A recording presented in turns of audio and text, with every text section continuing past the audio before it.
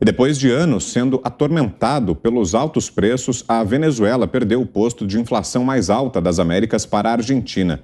Nesse ano, enquanto o país comandado pelo ditador Nicolás Maduro acumula mais de 6,5% de inflação em 2 meses, os argentinos já registram quase 8%.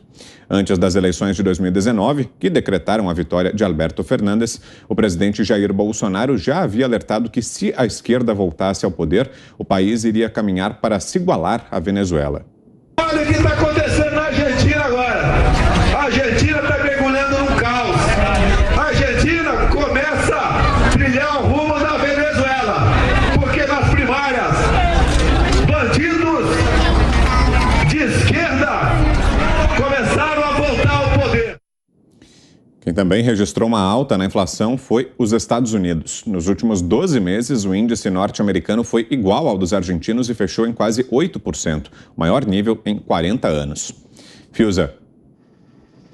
Ô, Vitor, a gente sabe que não existe mágica em economia, né? Existe aí uma excessiva discussão sobre doutrina A, doutrina B, né? Então, uma inclinação de uma escola mais assim, mais assado. Cada vez mais a gestão é pragmatismo. Então não existe essa história de responsabilidade fiscal. Quando o Brasil entrou nessa cultura, aí na década de 90, isso aí era, eu lembro que em redação de jornal, isso era motivo de piada. A responsabilidade fiscal, isso vai virar lei. Não existe, não é assim que a banda toca. Mas passou a ser, se formou um consenso positivo, saudável, né, na macroeconomia mundial e, de fato, se evoluiu. Isso é uma evolução civilizatória, não é ideológica. Se evoluiu para, em vez daqueles panfletinhos de ajuste fiscal, né, é coisa da direita, do neoliberalismo, nós fazemos isso virar lei. Né? Você não pode gastar mais do que você arrecada, e ponto. É claro que aí você vai criando as regulagens, não é tão simples como uma quitanda, mas o princípio é o mesmo. O que a Argentina faz? A Argentina retira isso de um lugar de pragmatismo e leva para um lugar ideológico. Isso aconteceu na Argentina, isso aconteceu na Venezuela, isso aconteceu no Chile, que é você recriar essa figura do neoliberal, tá vendo? É a direita que quer, com a responsabilidade fiscal, com o equilíbrio fiscal, isso é uma conversa para dar dinheiro para os ricos, contra os pobres. Então a gente vai ser caloteiro, como é a Argentina, virou, a gente não vai pagar ninguém, a gente vai emitir dinheiro, não temos problema de dinheiro, e a gente vai ser feliz nesse populismo desvarado, só que não vai. Né? Então é isso, economias que cedem a esse tipo de populismo, elas vão desmoronar, elas tendem sempre a desmoronar. E isso vai acontecer principalmente no momento de pandemia e pós-pandemia, com essa quebra de cadeia de produção, em parte que se deu pelo lockdown absurdo, né? Essa medida fantasiada de segurança sanitária, esse preço vai ser grande. A gente vai ter que lutar um bom tempo aí pela frente contra a inflação, e a Argentina já estava com tudo preparado, ao contrário, para sofrer isso da pior maneira. Diga, Ana. Vitor, a palavra que o Fiuza tocou é importantíssima, né? O pragmatismo. Hoje, infelizmente, né, são vários líderes aí no mundo que governam seus países e aplicam as políticas de seus governos baseados em sentimentos, que as pessoas pensam, que as pessoas acham, sem a análise correta, sem o pragmatismo e o ceticismo daquilo que já deu certo, daquilo que nunca deu certo, né?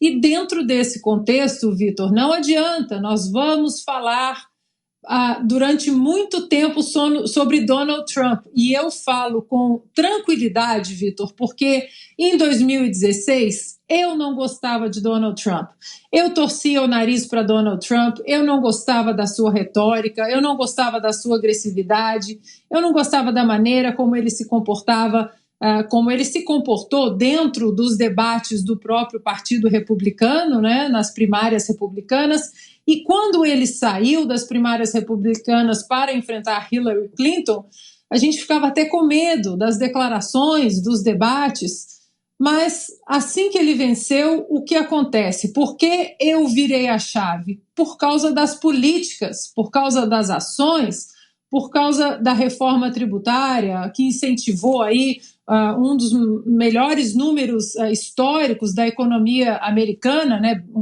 antes da pandemia atingir o globo de uma forma geral.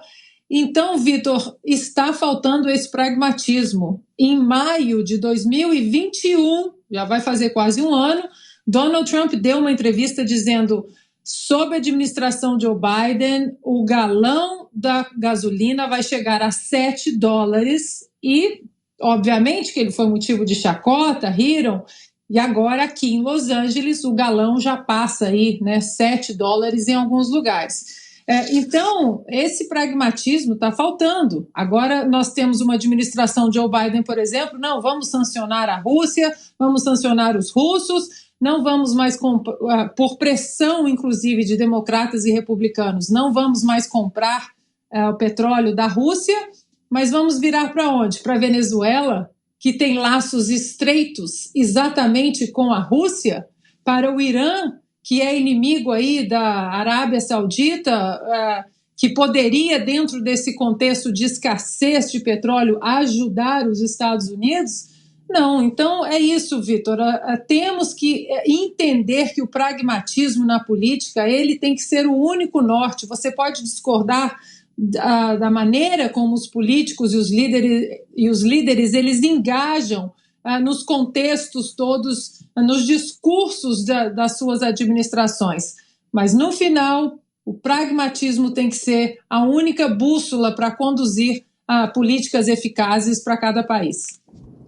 Impressionante esse número, né, Zé? Inflação da Argentina superando a da Venezuela. Muito, e era previsível mesmo, né? O populismo é aquele tipo de livro que é bom até a página 3, e daí para frente ninguém consegue continuar. Olha, eu me sinto na obrigação aqui de levar aos nossos ouvintes e telespectadores o que é inflação. Quem já tem uma certa idade entende o que eu vou falar. É horrível. É um imposto que recai sobre os pobres. Os pobres não têm defesa. Os ricos têm porque compram bens para proteger o patrimônio ou aplicam no banco. O pobre não tem. O Brasil viveu inflações pesadas de mais de 100% ao mês. Isso significa uma inflação diária de mais de 2%, 1% meio-dia. Significa que se você sentasse num restaurante, o primeiro chopp sairia mais barato do que o último chopp, porque no meio da sua refeição haveria um reajuste marcado até por horas. As famílias inventaram aqui no Brasil essa história de freezers, grandes freezers. Sabe por quê? Poupar salário, recebia o salário, ia no supermercado e comprava 80 frangos e enchia o freezer. Por quê? Porque se deixasse para o final do mês, só compraria metade do frango. Não dava. Então, é esta a cara brava da inflação nesses níveis. E o presidente Jair Bolsonaro alertou e foi criticado, e disseram ele é um louco, ele é não sei o quê. O Alberto Fernandes disse isso é intervenção. Não, é uma antivisão do que será o futuro. É por isso que eu digo.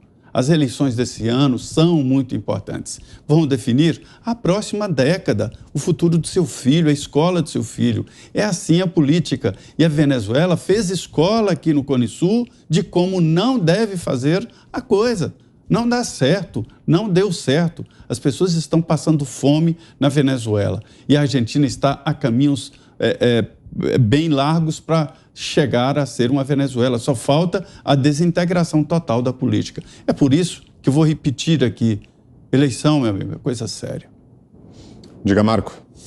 Se o Estado continuar com essa mania de intervir no domínio econômico constantemente, tentando estabelecer a precificação de produtos, tentando criar estatais para, de alguma forma, incentivar ou desenvolver alguns setores, vamos recair sempre num problema estrutural e que vai continuar atrasando o nosso país com relação a todos os demais. A história está aí. Tudo que a gente vive até hoje está mais do que provado que não funciona. Correios tem que privatizar, Petrobras tem que privatizar todas as estatais, não tem que sobrar uma.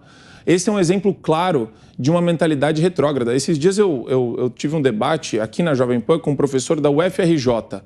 E é impressionante, e existe gente que acredita nessa pirotecnia de que o Estado consegue interferir no preço das coisas. E ele defendendo, com todas as forças dele, essa premissa. Tem gente que acredita na pirotecnia de Ciro Gomes, quando ele falava que ia pagar a dívida no Serasa, do pessoal. Tem gente que acredita em uma série de outras propostas aí que o pessoal da esquerda predominantemente traz, no sentido de resolver a vida com uma varinha mágica. Não existe varinha mágica no plano econômico. Só tem uma pessoa que cria riqueza. É o empreendedor, é o empresário. O Estado não cria riqueza de nada. O Estado ele pega o teu dinheiro e fala que vai investir em alguma coisa, que geralmente é superfaturada, geralmente é mais cara do que o próprio mercado estabelece. Então você tem vários desincentivos para o Estado organizar e investir o dinheiro corretamente. Então tem pontos aí, Brown, que a gente tem que discutir de maneira séria. Esse projeto, todos os projetos que vão ter algum impacto econômico na vida do brasileiro têm que ser levados com muita cautela, especialmente essa questão que vai vir agora do fundo referente ao equilíbrio dos combustíveis. Eu não acredito no potencial de qualquer fundo estatal gerido por um burocrata para trabalhar a redução de preço de combustível. Podem dar um ar técnico com relação a isso, mas a utilização desse fundo vai ter um viés puramente eleitoral e do grupo que estiver fazendo a gestão desse fundo.